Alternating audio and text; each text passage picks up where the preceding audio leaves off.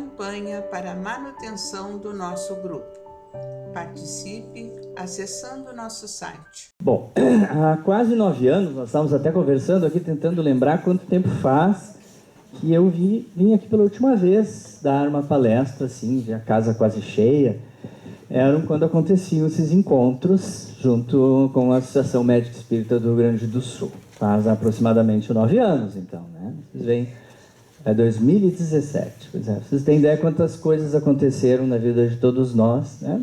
O que nós passamos por algo que jamais é inimaginável, que no Réveillon de 2019 para 2020, todos em festa, desejando um 2020 que chegaria para acalmar, para aliviar o 2019, que tinha sido um ano difícil para nós. E nós enfrentamos uma barra tão grande que foi a pandemia.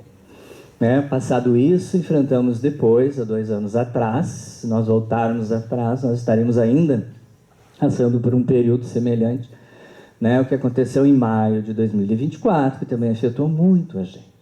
Então, muitas pessoas, após esses 2 eventos significativos para o nosso estado e para o Brasil, adoeceram, passaram a ter um adoecimento, especialmente a nível mental. Os que já tinham as doenças se agravaram.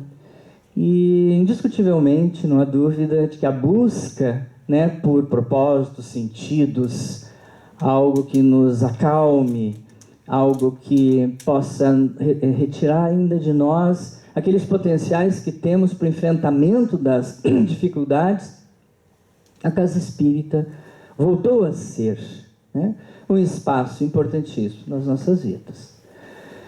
Então, é com muito prazer, que a gente retorna a esse encontro. Eu fico muito agradecido pelo convite.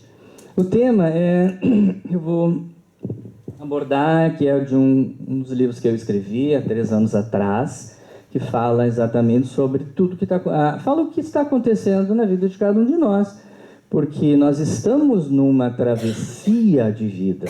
Nós temos uma jornada, que se inicia muito antes de nós estarmos aqui encarnados, já inicia num planejamento. Se nós formos imaginar que a nossa jornada de vida não se restringe apenas a essa existência, mas que vem como se as árvores começassem, as árvores começam a sua existência pelas suas raízes.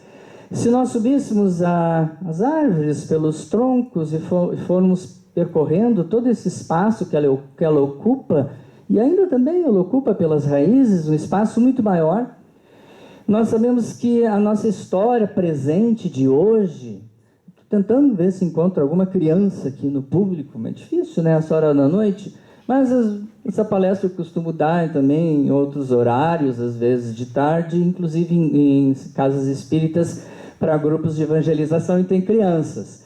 Mas não importa. Essa trajetória, essa travessia, que eu vou falar aqui para vocês, começa a passar por todos os ciclos, até chegar à velhice e depois a preparação dela, para o reinício da nossa vida no outro plano. Então, desde as crianças que se encontrariam na plateia, muitas das vezes que eu falei, desde ali até o nosso momento presente, para que ele existisse, quantas gerações, quantos encontros, quantas vezes o planejamento espiritual precisou acontecer, Porque inúmeras vezes também se planeja a vinda no seio familiar, com objetivos de reencontros os mais elevados, mas por diversas razões, aquele planejamento não ocorre. E deixa, então, naquele encontro que não houve, de acertos que não aconteceram na família, não continua aquela história e o destino planejado, organizado, por uma egrégora, por uma equipe espiritual que planeja o nosso retorno juntamente com os familiares, amigos e todos aqueles que nós encontramos ao longo da jornada, nos mínimos detalhes. Um encontro justo para que se processem aqui, né? Todos os nossos projetos dentro do planejamento encarnatório de cada um. Isso é do conhecimento de todos. Imensa expressiva maioria das pessoas que frequentam a sociedade espírita tem esse prévio conhecimento. Alguns estão mais aprofundados, mas o que eu quero trazer para vocês, e peço então que apague essa fileira de luzes aqui, para que vocês possam visualizar um pouco melhor esses slides, para que eu possa então colocar a ideia que está nesse livro, para que a gente desenvolva o nosso raciocínio nesse uma hora e pouco que nós vamos conversar um pouquinho, gente. Aqui demonstra então claramente um ciclo que vem acontecendo na nossa vida desde o momento do nascimento. São etapas que a gente completa, fecha uma etapa da primeira infância, vem a segunda, vem a adolescência, vem o início da vida adulta, vem a meia-idade, chega a velhice. Passamos um longo período dentro dessa estação velhice, que eu costumo chamar, porque pode durar mais de 3 décadas, e nos preparamos para a desencarne e para a continuidade dessa nossa experiência de vida terrena numa outra dimensão, onde também continuamos nossa travessia. Nos preparamos para um retorno. Nesse livro, eu inicialmente trouxe para vocês a importância deste primeiro encontro, onde na imensa maioria das vezes o planejamento reencarnatório começa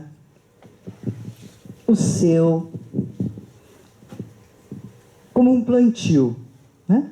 É ali, naquela terra adequadamente tratada, que começamos e esperamos que aquela semente que jogamos nessa terra tenha todas as condições de vir a se tornar aquele fruto, se ela for ser um fruto, ou ainda uma raiz, ou uma flor. Então, segundo Leon Denis, para ele, não há oportunidade mais valiosa que essa convivência em família para o quê? Para que, como ele chama, a lei dos destinos se desenvolva. Nesse planejamento reencarnatório que envolve a todos nós, em detalhes específicos, próprios de cada um. Mas não apenas para uma pessoa, não apenas para o Carlos, Paulo, mas todas aquelas pessoas que precisavam estar prontas para o reencarne próximo, como por exemplo, irmãos, para um reencarne que varia de 15 a 20 a 30 anos, de um pai para um filho, ou nas gerações ainda, que tem uma longa diferença de idade entre elas. Aquelas relações que hoje estamos vendo cada vez mais, que é a relação dos netos com seus avós. 40, 50 anos de diferença, mas ali existe, em muitos casos, um comprometimento muito grande desses espíritos que reencarnam, o quanto hoje a gente tem visto uma relação mais próxima, de amparo, que substitui muitas vezes uma das gerações. E é aquele neto, aquela neta, que tem um convívio com seu vô e vó e passa a ser o seu cuidador. Então, nesse processo, não há dúvida alguma que a família tem uma importância gigantesca, gente. Num processo cósmico, se nós olharmos para essas imagens, nós vamos ver que vem lá de muito tempo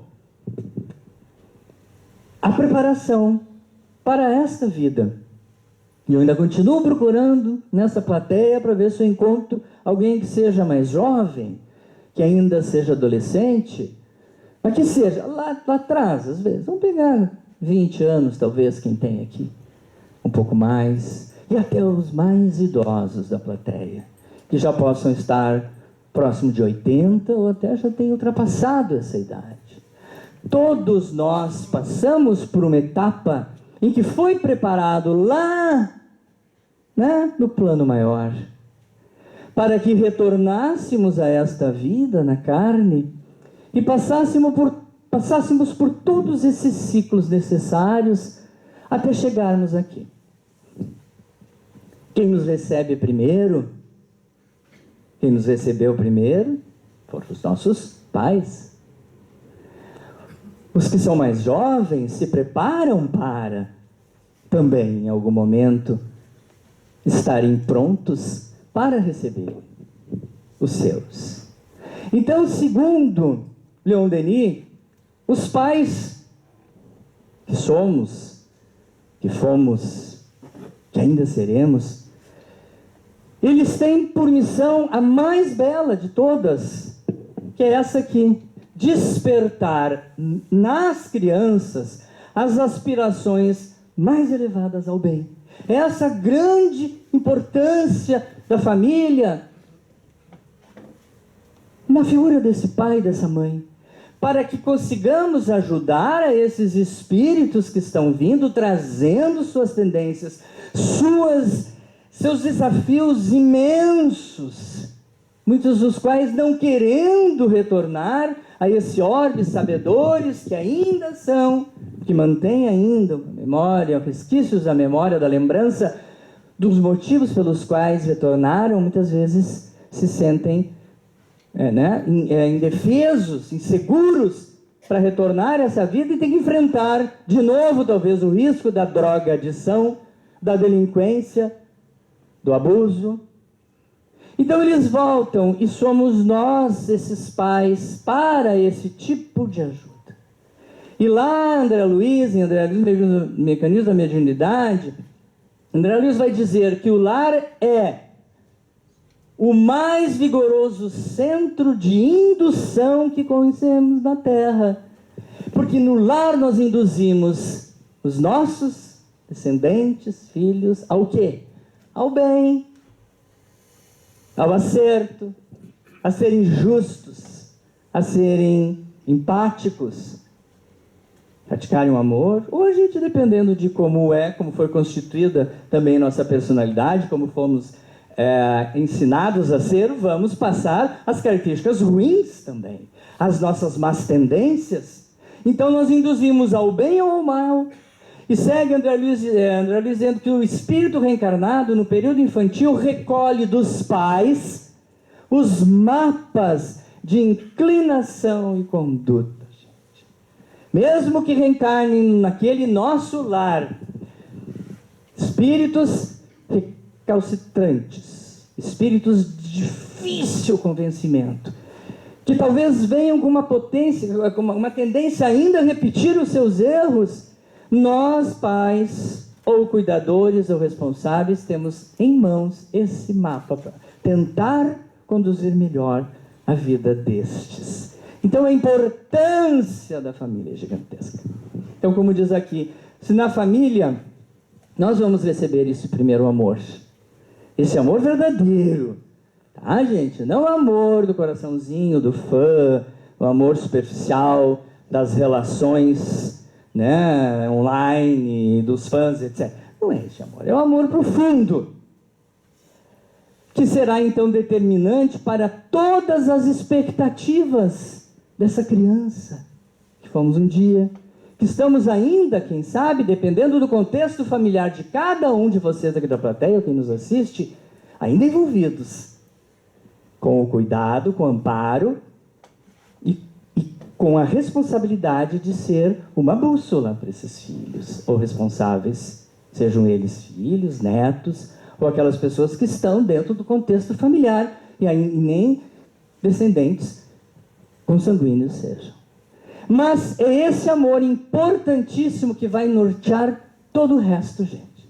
Vocês vão ver depois, em outro slide que fala, mas um amor genuíno dentro do lar, um amparo, um afeto adequado, a presença amorável desse pai, dessa mãe, desse cuidador, ela vai determinar a escolha dessa criança já lá na escolinha. Os amigos que ele vai preferir se aproximar, seu melhor amigo, sua melhor amiga, do namorado, da namorada, do colega de trabalho, do sócio, do cônjuge, da cônjuge. Quase sempre é esse caminho que vai seguir conforme as experiências que tivemos na infância. Então, se lá no início da vida nós fomos amados, acolhidos, desejados e cuidados, nós geralmente, isso não é uma regra absoluta, mas muito provavelmente, nós seremos como? Como é que nós vamos nos criando? Nós seremos também, talvez, pessoas que vamos nos desenvolver com mais segurança, com mais apego, e teremos grandes chances de termos relações saudáveis no futuro. Porque nós recebemos lá na infância esse cuidado amoroso. Agora, se lá não houve, ou ainda não está acontecendo, ou nós estamos dentro de um contexto em que convivemos com esse problema, seja em nosso lar ou no lar de outros familiares e amigos, se lá foi, naquele lar, naquela família, fomos rejeitados, ignorados, privados de amor e de atenção, até mesmo do básico da sobrevivência, que é o alimento, a gente tem uma tendência a ir crescendo num estado de alerta, de medo, de ameaça. E é muito provável que a gente vai fazer escolhas erradas, amigos errados, amigos delinquentes, amigos que não nos trarão boas orientações, namorados, conhecidos, companheiros, e poderemos ter ao longo da vida o quê? As relações tóxicas, inseguras, e que vão determinar ao longo das demais fases da vida, dos demais ciclos, se não forem intervidas a tempo, uma continuidade e um agravamento dessas características. Bom, então a gente fala muito comumente dentro da psicologia, se fala especialmente na psicologia de Joana de Anjos, fala muito da criança ferida.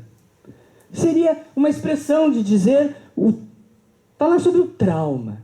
As diversas situações que as famílias vivenciam hoje são situações diferentes da família dos mais idosos daqui. Eu, com 60 anos, tenho um histórico da minha família. As pessoas de 80, 80 e poucos tiveram também uma criação mais ligada àquele período da época, lá no início dos anos 1900, eu na década de 60, outros na década de 40, dos anos 1900. Os mais antigos, ainda os mais idosos, com mais diferenças para as gerações mais recentes também, com suas diferenças de como eram educadas, como a sociedade era. Mas essa criança ferida, gente, são consequências naturais de tudo aquilo que aconteceu nas circunstâncias da dinâmica da nossa família. Famílias diferentes, de origens diferentes, de formas diferentes de verem a si, ao outro, não é? Então isso tudo faz, dependendo de cada situação, cria, indiscutivelmente, traumas com maiores ou menores repercussões do resto das nossas vidas. André Moreira, um colega nosso, Associação Médica Espírita do Brasil, que escreve muitos livros, você já deve ter tido acesso aos livros deles aqui na livraria, diz ele que todos a temos, gente. Todos temos essas feridas. Alguns de nós já conscientes delas e outros sem clareza de sua existência e efeitos. São aquilo que nós sabemos que muitas das vezes somos conduzidos, boa parte da nossa existência, por impulsos, por condicionamentos que não sabemos como que é em nós, mas eles nos comandam. Eles são o primeiro start das nossas reações. Isso são questões nossas inconscientes, que não foram bem resolvidas, ou essas feridas, podemos entendê-las assim. E quais seriam as feridas mais comuns? Se nós olharmos esse slide, uma das mais comuns feridas da infância das pessoas, independente das gerações, gente. Pense que, atualmente, apesar de todo o recurso que há, a riqueza, né, de oportunidades que temos de nos conhecermos melhores, buscarmos ajuda e auxílio de terapias, etc. Apesar de tudo isso que não tinha na minha época, da minha infância, que não tinha na época da infância de muitos de vocês, mesmo assim, a rejeição, ela está presente. E é uma das mais poderosas.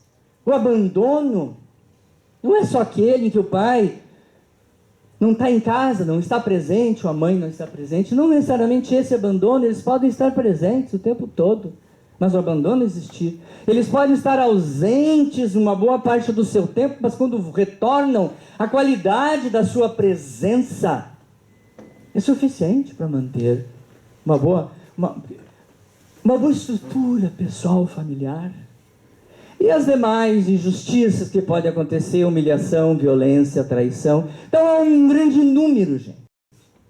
Uma quantidade muito grande de situações que se passa na família, que podem levar à percepção por nós, ou pelos que estamos envolvidos ainda nesse cuidado, de que alguma coisa ruim esteja acontecendo e comece a formar a personalidade dessa criança, geralmente até os 7 anos, aonde a personalidade se solidifica, não em definitivo, mas com bases muito profundas.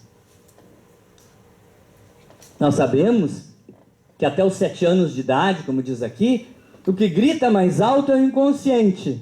Então, tem tantas expressões para falarmos inconsciente, o albergue noturno, interior, né? Aquele lugar escuro que a gente não encontra, não enxerga adequadamente o que tem ali. Precisaríamos abrirmos todas as janelas desse lugar, desse depósito, desse lugar escondido, muito de difícil acesso, para que a gente possa, né, entender melhor como nós reagimos. Esse desenho aqui que eu vou mostrar para vocês é claro, dizendo que o inconsciente diz para uma criança que foi pedido a ela para desenhar na escolinha um desenho, né, de como é a família. O que ela colocou ali?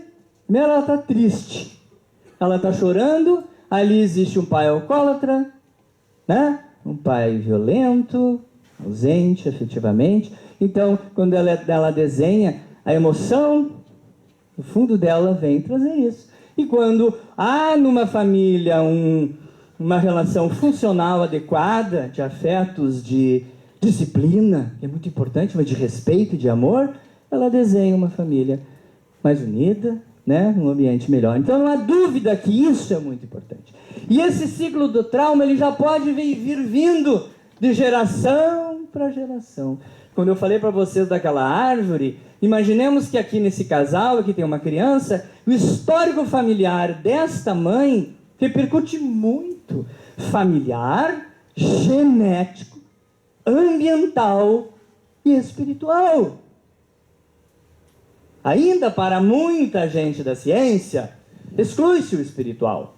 Fica-se só nas questões ambientais, comportamentais, sociais, genéticas, como se fosse a origem de tudo ali. Mas nós vamos encontrar que muitos dos problemas das relações do casal, repercutindo no filho, vêm de uma história familiar, de doenças familiares e também de situações que se repetem geração após geração naquela família. Então o trauma se instala nesta criança que renasce para o acerto, vem com suas tendências, com suas necessidades de reparo, mas com suas tendências a repetir os erros, e não encontra naquele lar um equilíbrio.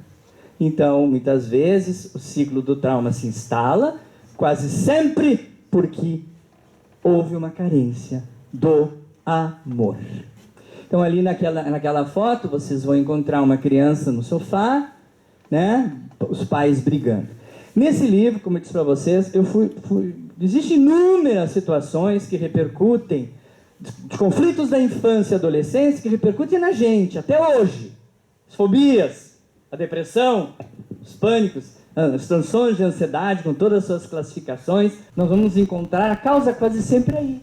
Os abusos, os transtornos alimentares. Nesse livro eu citei um programa que passa até hoje, um desses canais, que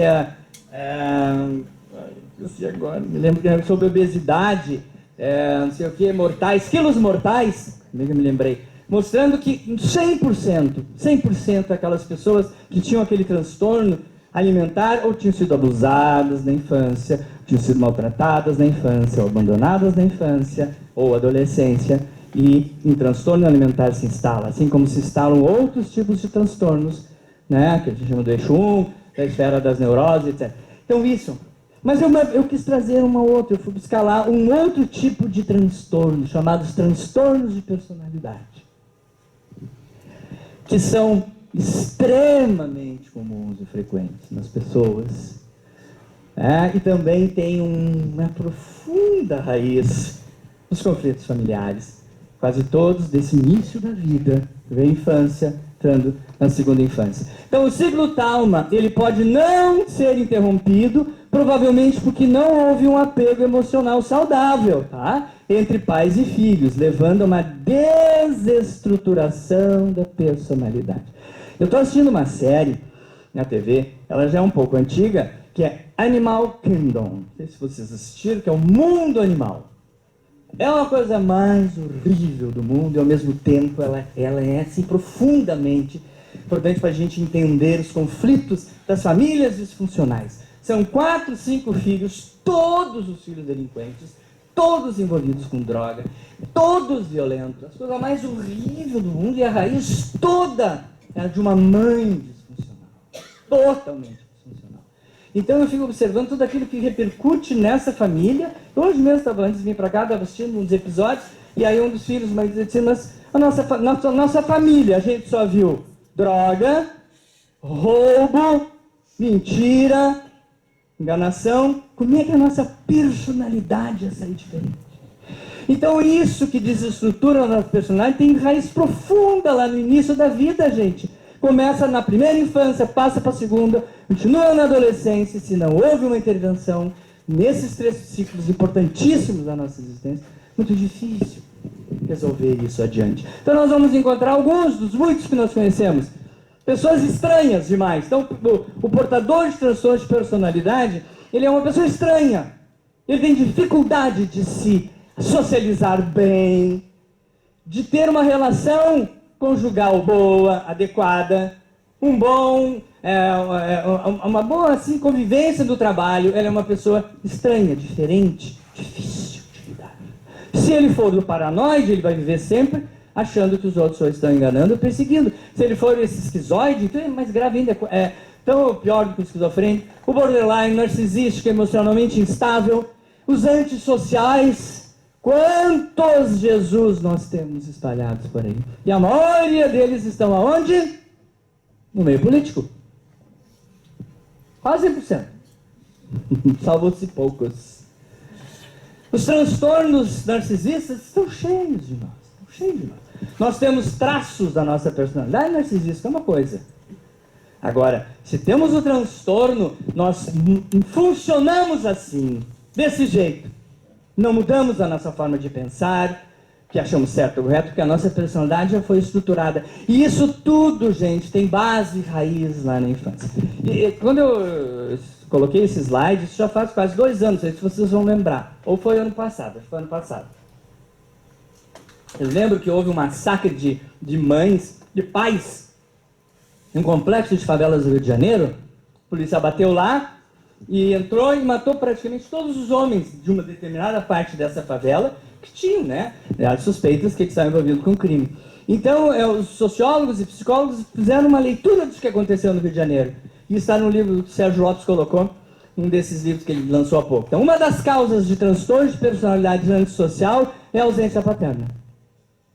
E nesse meio mais humilde, mais pobre, é muito comum o pai não estar presente. Então eles viram nessas mães aqui chorando pela morte de seus maridos, porque a ausência ou a falha na função paterna pode resultar em dificuldades na autonomia, no reconhecimento de limites, da construção do senso de propósito, de direção. Isso, se não intervido a tempo, gerará os novos e próximos delinquentes, filhos desses delinquentes. Porque lá na primeira infância, a estrutura familiar deles não foi adequada. Há alguns anos atrás, eles lançaram esse documentário, isso aqui é brasileiro, O Começo da Vida. Eu citei no livro, um documentário que vocês vão encontrar nos streamings, tá? Dos canais. Então, ele foi feito aqui e foram estudados crianças até os 3 primeiros anos, principalmente até os primeiros anos. Observaram aqueles bebês, os seus comportamentos, estímulos, para ver como eles reagiam ao meio. E as conclusões que eles chegaram, vejam, os afetos trocados nos primeiros anos da vida, aqui coloca-se 3 anos, são as fitas isolantes que reforçam aquelas ligações entre os neurônios para o resto da vida. Então é o fio lá do Giovanni, que não estava dando para entrar, dar certo ali, ele vai lá, pega uma fita isolante, junta os fios, enrola, protege, consegue manter a conexão. Então quantas dessas conexões, gente, podem ser revestidas num lar desajustado, só pelo amor? Quando a acolhemos com amor, estamos tecendo a rede neuronal que sustentará suas futuras capacidades. Seremos um pouco melhores, mais equilibrados, um pouco mais empáticos, talvez nos autorregulemos melhor. Vejam como o amor ele é importante para tudo isso. A cada resposta empática, a cada momento de escuta e presença, oferece-se à criança a chance de se sentir reconhecida, valorizada e digna de existir.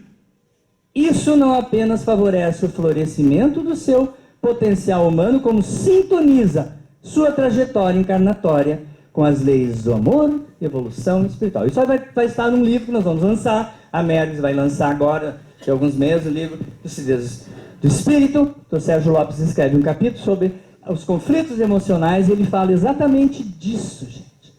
A cada resposta, a cada ouvir, a cada presença da gente, no período em que nos competiu, talvez ainda compita a alguém de nós, cuidar, amparar e dar o melhor exemplo. Então a infância, segundo um amigo nosso, Rossandro Klinger, veja que lindo que ele disse aqui, ó, a infância é o chão que cada um de nós vai pisar a vida inteira. Tá? A gente está pisando a vida inteira nesse chão da infância. Mesmo o mais velhinho, velhinha que esteja aqui nessa sala hoje. Nós estamos pisando. Se já ajustamos esse caminho, se a gente já conseguiu equilibrar muitas das coisas, ressignificar, que bom. Mas ainda tem, né? Quem sabe, ainda tem muitos que precisam. Em qualquer uma das fases da vida humana, é permitido e possível buscar ferramentas terapêuticas para que a gente ressignifique os conflitos, o trauma que se instalou, a ferida que ainda não cicatrizou em nós. Qualquer período, gente, em qualquer idade. Mas isso tem um passo, primeiro tem que ser dado. Se não houver um reconhecimento de nossa parte, que estamos inadequados, que o nosso comportamento está desajustado, que ele é o responsável pelas más relações que temos, pelos insucessos que temos, senão a gente não tem esse reconhecimento. E os portadores de transtorno de personalidade, na imensa maioria das vezes, não têm. Por isso que é muito mais difícil lidar com essas tendências que já trazemos, estruturadas em nossa personalidade, que já vieram das vidas pregressas, que nessa poderiam ter sido modificadas no início, mas novamente foram construídas que nem tijolos, de uma forma errada, baseada em não em virtudes. Então, reconhecer a dor provocada pelos rompimentos, sem negá-la, mas também sem transformá-la em algo definitivo, absoluto, abre um espaço para a elaboração e crescimento. É possível, sim, em qualquer faixa etária, que se reconheça, se tente elaborar e crescer. E daí, se reorganizar interiormente. E a doutrina que seguimos tem uma importância muito grande nisso. Para que a gente não desperte tão tardiamente. Nesse livro, do André Moreira, muito bom, se você não se curar do que te feriu, irá sangrar em cima de quem não te machucou. Que te cumpriu, mas é um baita livro. Então o que ele diz ali? Todos temos condição de fechar ou cicatrizar essas feridas emocionais da infância, já sabemos. Para que possamos chegar nesta nossa vida adulta e não fazer o quê? Transferir, projetar, passar por outra bola, cobrar dos pais, da quem nos foi o responsável, dizendo que eles que deveriam fazer o ter feito por a nossa felicidade. É claro que não é assim, dessa forma. Sim, existe indiscutivelmente, uma importância sem fim da presença daquele pai, daquela mãe, daquela família estruturada para a estruturação adequada da nossa personalidade. Sim, mas em famílias também muito agregadas, famílias em que existem essas qualidades importantes, respeito, educação, amor, disciplina, mesmo assim saem dali também, né? As pessoas que seguem sua vida não querendo absorver esse tipo de ensinamento, mas na maior parte das vezes a gente não se dá conta disso, passa uma vida inteira cobrando. E isso é tão verdade que há pouco foi publicado um estudo, vejam esse estudo aqui, ó. Ele foi feito, depois eu pego isso aqui e coloco no estudo publicado ano passado. Saiu num grande jornal americano, mostrando o quanto os transtornos da primeira infância repercutem até na velhice, aumentando o risco até de uma pessoa vir a desenvolver declínio cognitivo na velhice e Alzheimer, por ter sido refém dos seus conflitos infantis a vida inteira. Então, a maneira como as perdas serão enfrentadas na velhice, vejam isso aqui, agora nós vamos chegar nessa segunda etapa, que é onde a maior parte de nós está. Não se constrói apenas nesse momento da vida, não é só lá, né? Não é só na velhice que se constrói o bem-estar, mas encontra suas raízes nas experiências emocionais vividas ainda na infância. Quando a qualidade das primeiras relações afetivas na vida for adequada, propiciando a criança vivenciar um apego seguro, poderá, na velhice, oferecer os recursos internos para atravessar essas perdas, os limites, todas as alterações que acontecem no processo de envelhecimento e se acentuam, sim, na velhice, se adaptando melhor. Muitas vezes tem a ver imensamente com a incapacidade de ter lidado com os problemas lá atrás. Esse é um estudo publicado, não é uma revista americana, é uma revista britânica, eventos estressantes da infância e na idade adulta e risco de muitas doenças físicas, psicológicas e cognitivas da terceira idade. Então, esse estudo, o que ele mostrou? Que esses idosos, né? Esse estudo indica que idosos de meia idade, pessoas de meia idade, idosos com história de eventos estressantes na infância ou na idade adulta, apresentaram um risco elevado de desenvolver muitas doenças lá atrás, inclusive Alzheimer. E aqui nós vamos ver, então, que dificuldades talvez que foram citadas nesse estudo, lá na infância dessas pessoas, que afetaram elas até hoje na velhice. As dificuldades financeiras, o desemprego dos pais, o abuso de substâncias pelos pais, né? A vinda para uma família adotiva, a separação, o divórcio, a agressão, a lesão física, a morte dos pais. Então, quantos traumas, quantas situações que não foram bem elaboradas na infância repercutiram em boa parte da vida. Então, agora a gente chega nessa segunda parte para falar um pouquinho dessa nossa viagem que a gente está fazendo, como diz ali, ó, que a nossa viagem é muito curta. Boa parte das pessoas que estão aqui, eu tentei catar alguém jovem, tem, lá no meio tem outro, mas a maior parte de nós que está aqui está na meia idade. Aqui tem duas caras jovens, mas a maioria já passou dos 40. Não estou certo? Boa parte que eu estou vendo aqui já passou dos 60, já está na terceira idade. Então essa viagem é curta, não vamos nos distrair, porque a gente daqui a pouco já envelheceu, como mostra essa figura. Esse slide mostra que num piscar de olhos a gente envelhece. Então nós começamos criança e daqui a pouco a gente já está na velhice. E como é que está sendo a nossa velhice? Será que ela está sendo como dessa senhora aqui? É que eu posso olhar para ela e ver uma imagem que me passe algo bom? Alguém que está construindo, celebrando sua velhice, que está tendo ainda objetivos, que talvez tenha conseguido chegar a esta fase da vida mais centrada, equilibrada, consciência, né? Uma expansão dessa consciência mais adequada. Ou ela possa estar como essa senhora aqui, ou algo que essa foto remeta.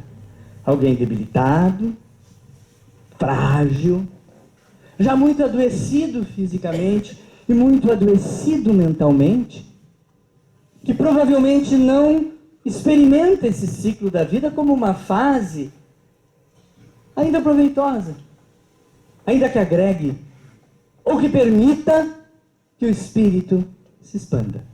Porque se o veículo físico não for cuidado, não for preparado, ele não vai permitir que esse espírito se expresse adequadamente nesse ciclo da vida que começa aos 60 anos, que chamamos de velhice, que eu disse para vocês que pode perdurar por mais de 3 décadas.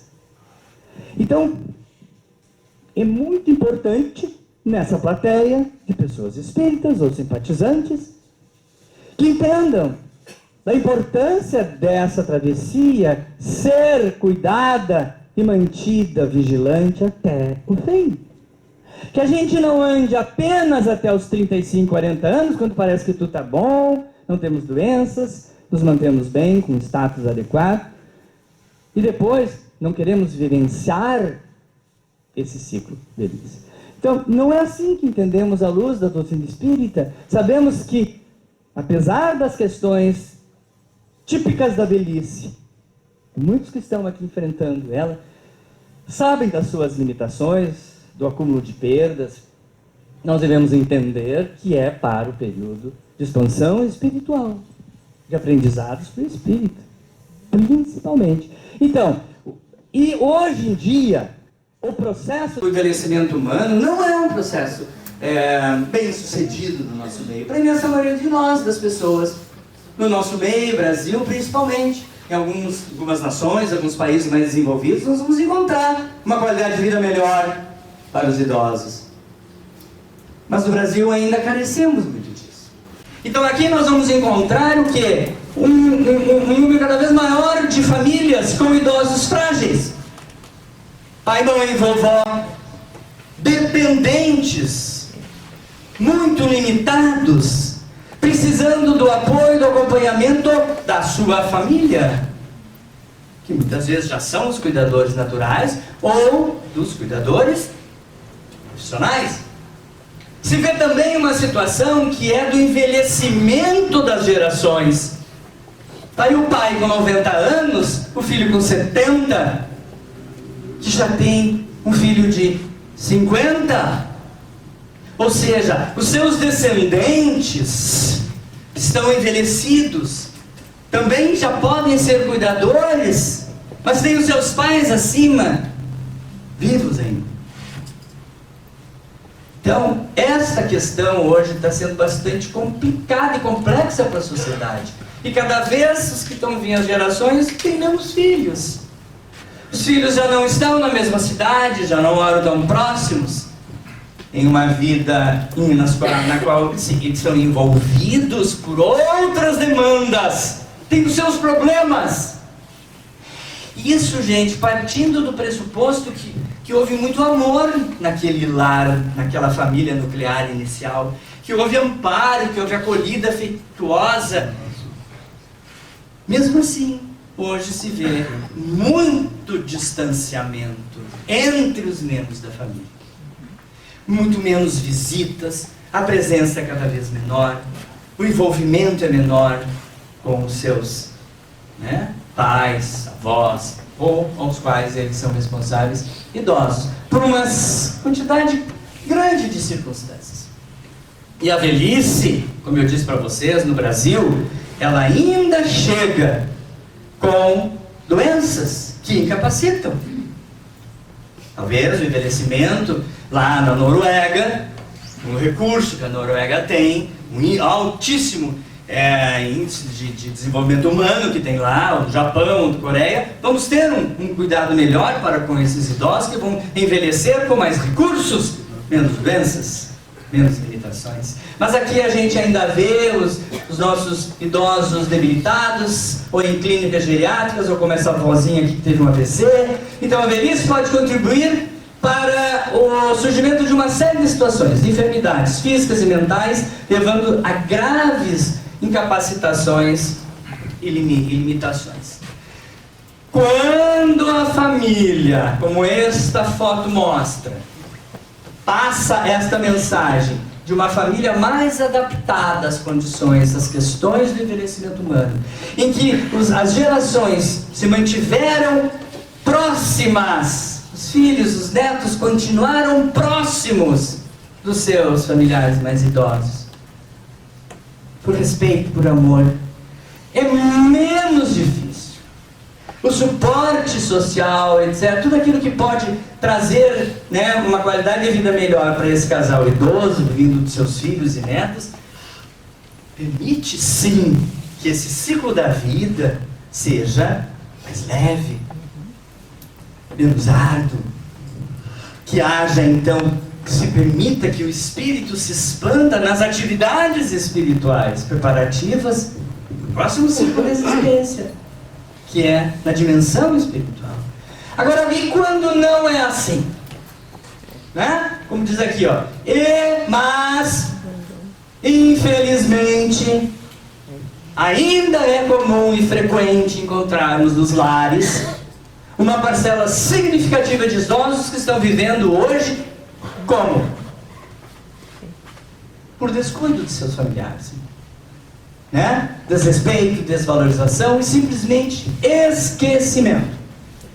Vivemos assim uma epidemia de solidão, de afastamento dos convívios intergeracionais por diversas razões. Mas viver e visualizar situações como essa leva esta pessoa mais idosa, já limitada, às vezes ao caminho do quê? Do adoecimento mais rápido, porque ele não tem quem o leve ao médico, que consiga manter os seus tratamentos adequados, que renove suas receitas da farmácia, que tem aquele olhar amoroso de quem tem pelo seu filho, seu pai, e diz, olha, não está bem, vamos dar continuidade. Então isso tem levado a situações desse grande abandono que está acontecendo da pessoa idosa hoje, no nosso meio. Pode não ser a realidade das famílias de vocês, mas vocês devem saber e conhecer muitas outras que vivenciam esse drama. Então, o que muitas vezes se vê nos lares hoje, na sociedade, é uma convivência mínima, ou às vezes a ausência total daqueles familiares, né? Isso vai aumentar a solidão, a depressão e mesmo o suicídio entre os idosos. Essas dificuldades de comunicação, né, no cotidiano do dia a dia levam a esses rompimentos intergeracionais. E os rompimentos emocionais são os principais motivos de suicídio entre os idosos. Rompimentos do filho que não fala mais, que houve uma discussão da mãe com a nora, aí o filho rompe, não visita, não liga, não faz chamada, proíbe que seus netos visitem o vô-avó. Essas situações, gente, tão tristes, cruéis, acontecem com uma certa frequência entre famílias em que há esses rompimentos. E não resta mais esse idoso outra razão senão, né, a suicídio. Bom, a doutrina espírita, diante dessas situações que eu trouxe para vocês, desses problemas familiares que estão acontecendo cada vez mais hoje nas famílias, no momento que estamos vivendo, a solidão aumentando, o isolamento social cada vez mais comum e frequente entre essas gerações, principalmente com os idosos, dentro do entendimento da doutrina espírita, nós vamos puxar lá uma lei. Vocês viram que aquela gotinha ali, ó, dessa imagem, cai na água e ela não tem a mesma repercussão, né? A gotinha caiu. Olha o que aconteceu naquela água. Então, aquilo que nós chamamos de lei de causa e efeito.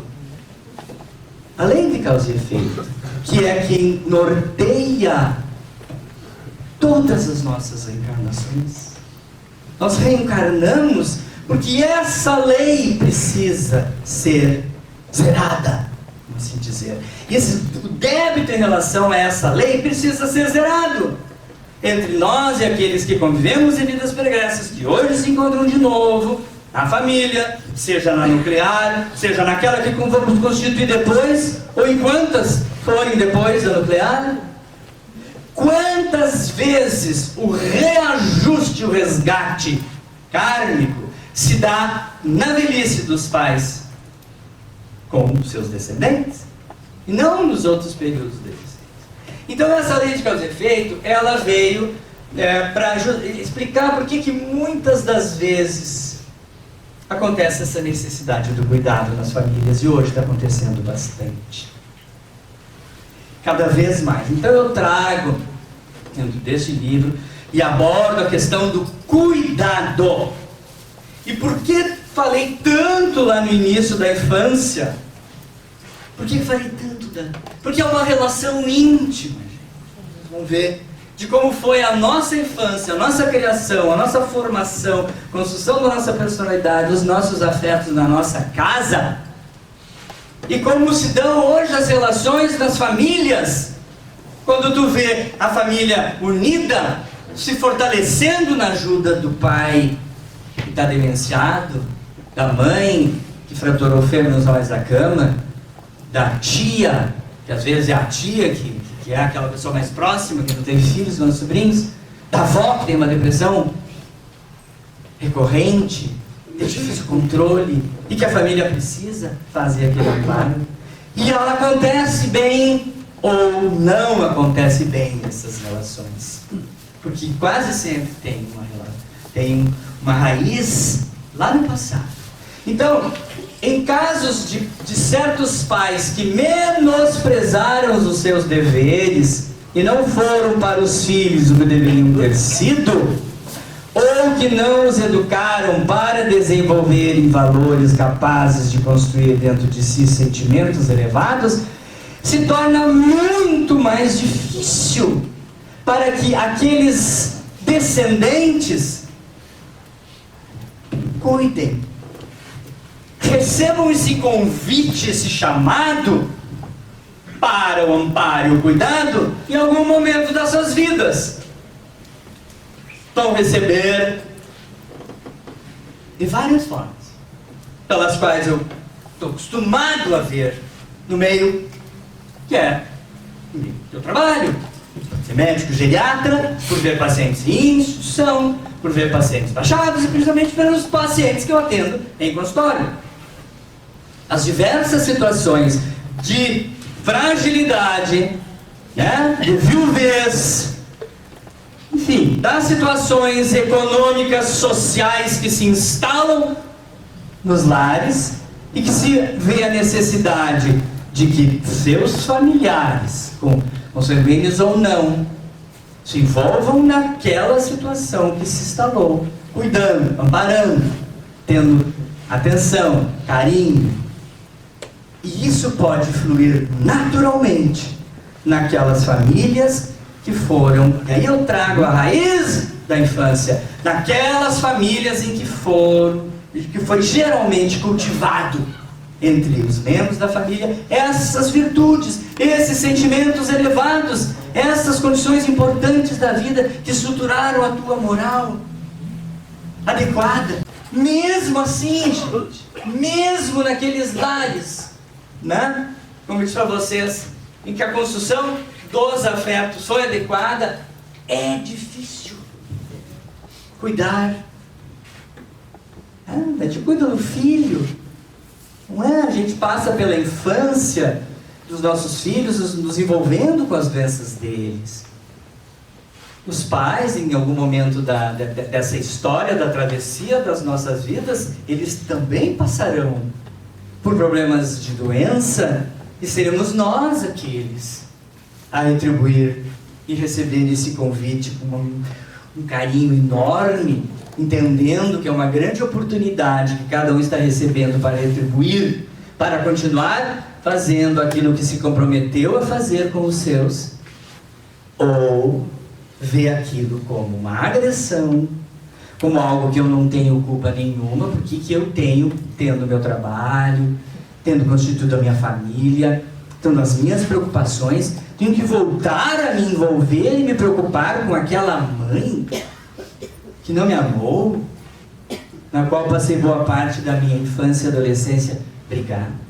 que eu me separei, que eu me afastei desses vínculos afetivos, familiares, por motivos os mais diversos, não quero mais me envolver com os meus familiares, mas de repente eu estou sendo chamado, recrutado, gosto dessa expressão, para este ato. Não é fácil para ninguém.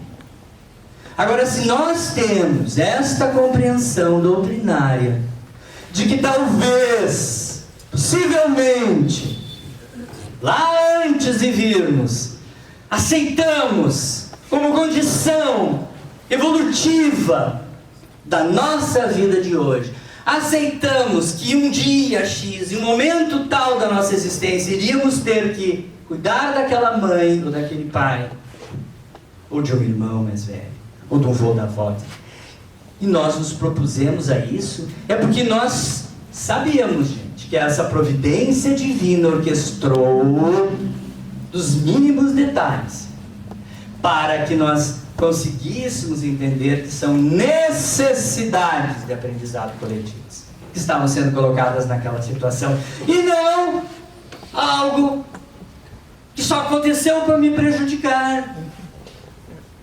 Que aquele pai ausente, abusador, agressivo, agora está de novo comprometendo minha vida e destruindo minha relação que eu tenho que cuidar, porque se eu não cuido talvez seja preso, porque ali me obriga.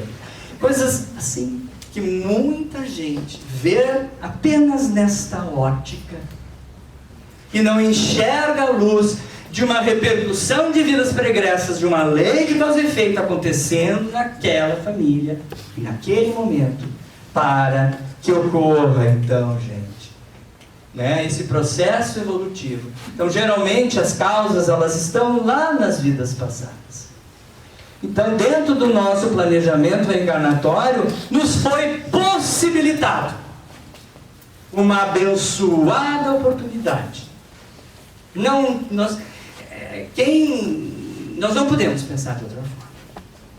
Então a gente esquece que foi espírita um dia, que veio ouvir palestras, que leu o Livro dos Espíritos, leu Leon Denis, Kardec, Chico, etc. Apaga tudo.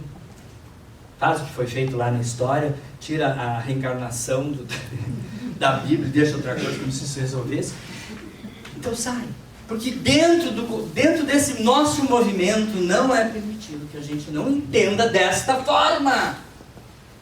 Que é uma possibilidade abençoada, uma oportunidade para o quê? Para que se reharmonizem vínculos afetivos e energéticos que um dia já existiram. Não é a primeira vez que eu sou filho de uma mãe com demência senil, com Alzheimer, que tem que cuidar durante 5, 8, 10 anos. Não foi a primeira vez. Eu tive a oportunidade de voltar para que eu reorganize, reajuste, me renove. E que para isso eu tenha que renunciar de muitas coisas, eu vou renunciar. Então a gente precisa tentar fazer um processo de transmutação dos sentimentos ruins que a gente ainda tem por esses nossos familiares. Seja o motivo que foi. Então a gente procura trocar os sentimentos ruins pelas virtudes cristãs e tenta exercitar o auto-perdão. A gente começa por nós. A gente precisa entender que nós também, né, erramos, tivemos pensamentos ruins, mas a gente pode entender da fragilidade humana, do tempo que nós passamos aqui neste plano para o aprendizado, que ainda trazemos uma série de más tendências. A gente se auto-perdoe, a gente procure o exercício do perdão em família, perdoar em família, gente, para te aliviar, te dar a oportunidade de agir desta forma. Se a situação familiar for esta, pode ser outro motivo. Tá? Nesse caminho das virtudes, em algum momento precisaremos passar pelo exercício do perdão em família. Pode ser que não seja o caso de muitas famílias, está tudo bem, estão ali fazendo, né, o que podem para retribuir aquele amor que receberam.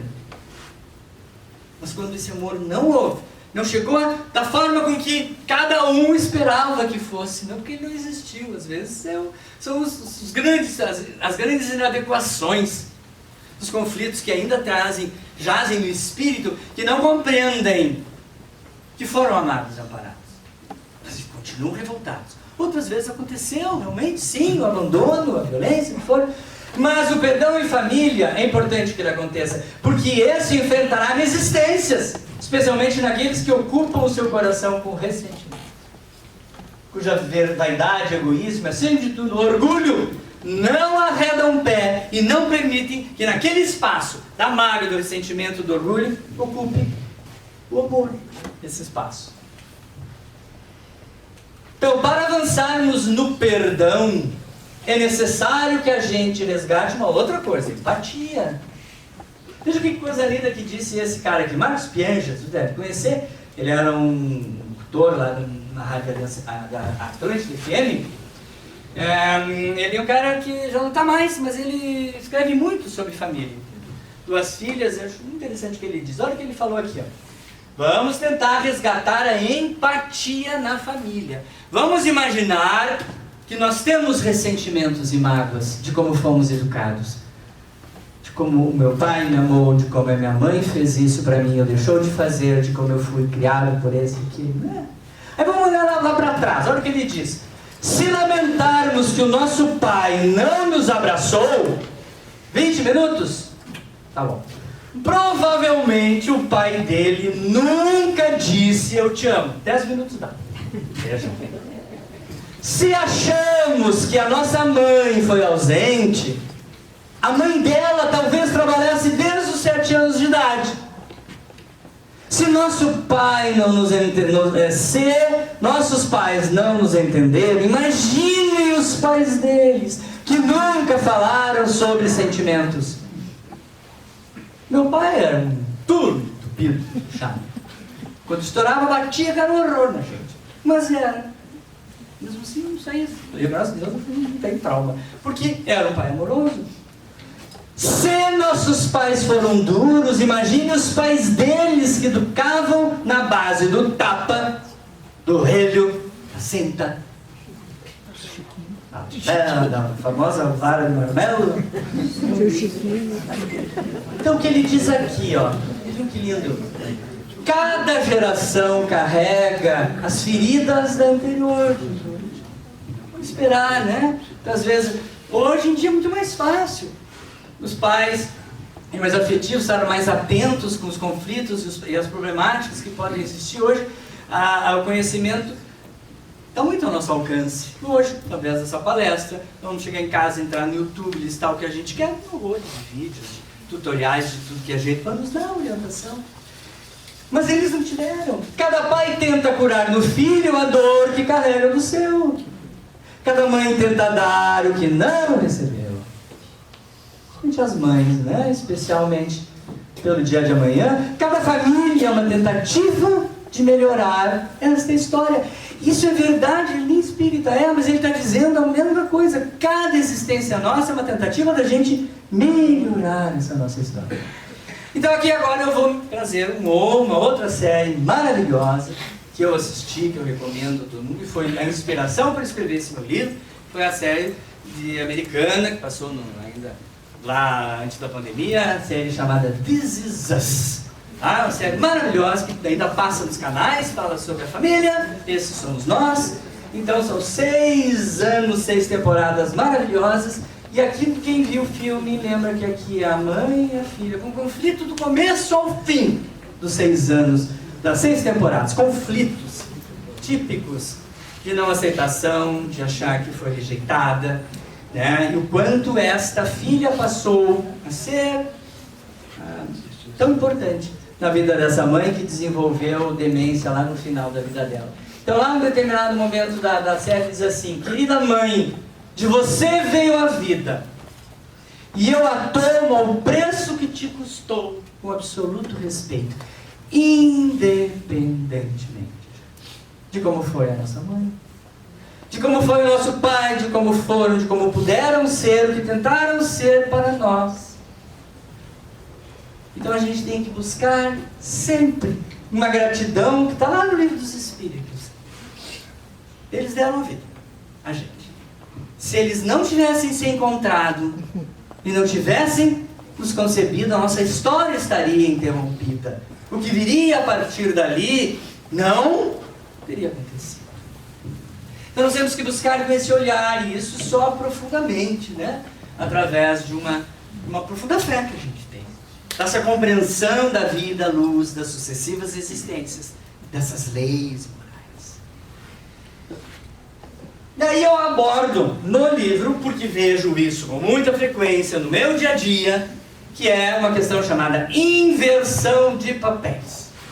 Que são aquelas enfermidades mais graves que os nossos pais têm, que desenvolvem com a idade.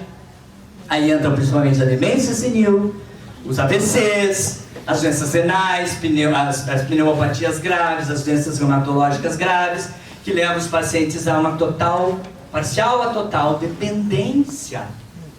E os papéis se invertem na medida em que esses filhos ou cuidadores, ao longo dessa travessia de vida, fazem aquilo que seus pais fizeram quando eles eram criança. E essa série maravilhosa que fala sobre isso. Agora eu quero que o senhor ponha uma música.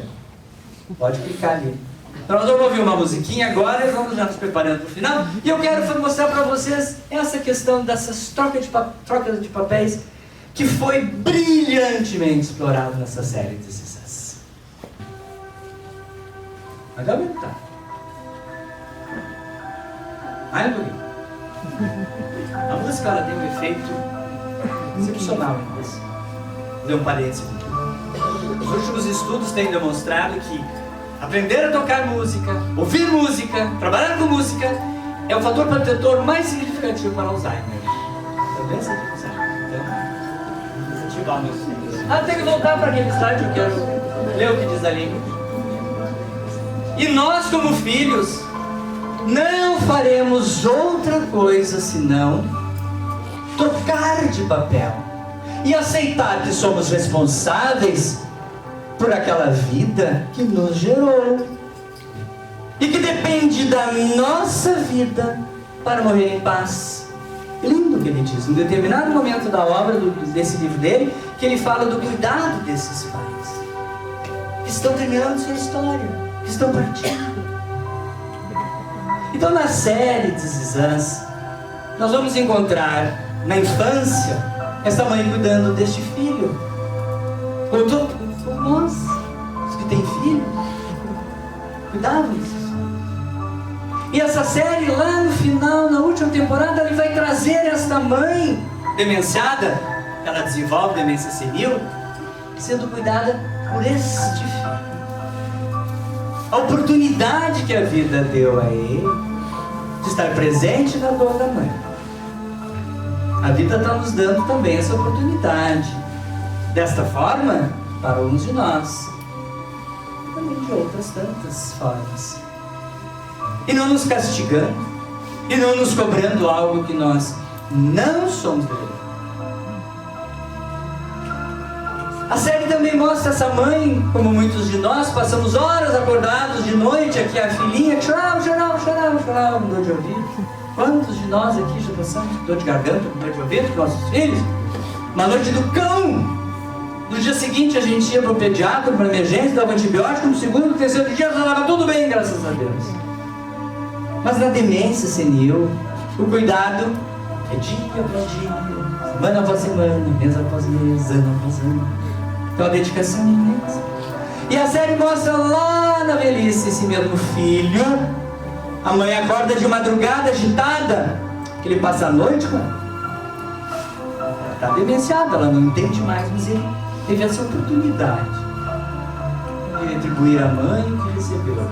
Aqui mostra a família toda reunida, a mãe fazendo comida, e lá no finalzinho está a mãe dependente, frágil, não sabendo mais se alimentar, e a filha retribui.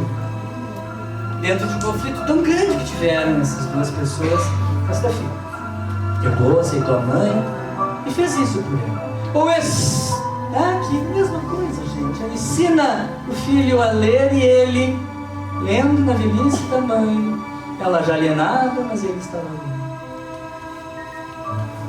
Ou aqui, né? Quantas vezes a mãe cuidando da filha, preparando ela, e aqui é uma cena muito linda dessa cena, em que os 3 filhos estão em volta, tocando na mãe, acariciando sua mão, passando a mão no cabelo, penteando o cabelo da mãe, sentindo, né? E ela, mesmo demenciada, em grau avançado, percebendo, sentindo uma paz imensa em seu coração, porque sabia disso.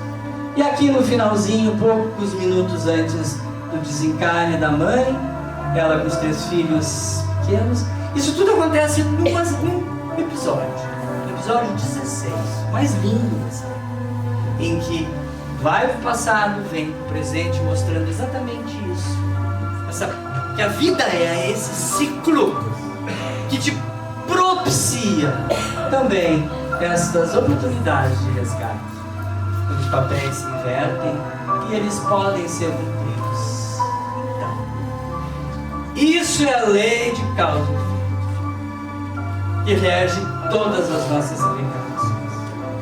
Se o seu desafio não é esse nessa vida, são outros, entenda da mesma forma. Abrace, entenda que é um convite. Seja essa lei, quando ela se manifesta, ela está nos convidando para as necessárias reparações que ainda precisam na família. E não vai ser esta apenas. E não vai ser esta a última. Porque Leon Denis nos diz que é lá num futuro espiritual que estaremos todos reunidos numa só família, ao abrigo de todas as inquietações, de todos os problemas, de todos os males. Nós estaremos abrigados nesta família espiritual, que ainda não se formou, está se formando. E ao longo dessas sucessivas vidas, por trabalhos e esforços de cada um de nós, vai acontecer. Agradeço a oportunidade de falar um pouquinho sobre isso, que é da minha família, é da família de quase todos nós, porque não há quem não tenha passado por situações das mais diferentes, seio familiar com aprendizado.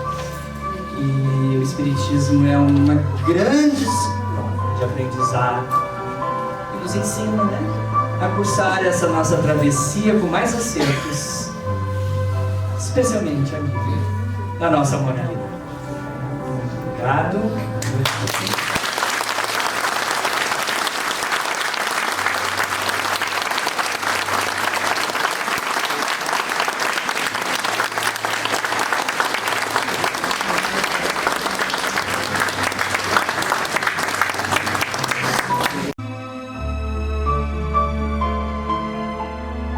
Campanha para a manutenção do nosso grupo. Participe acessando nosso site